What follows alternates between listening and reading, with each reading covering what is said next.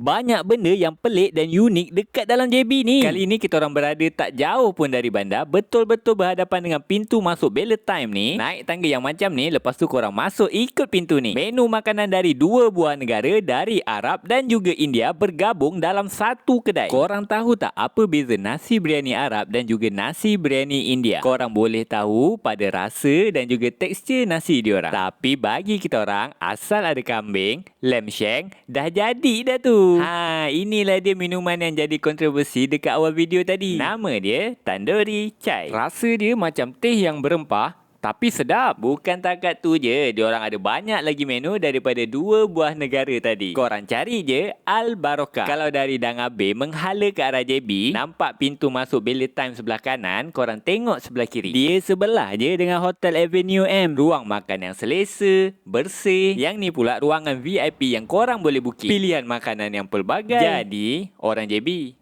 tahu tak tempat ni? Cuba komen.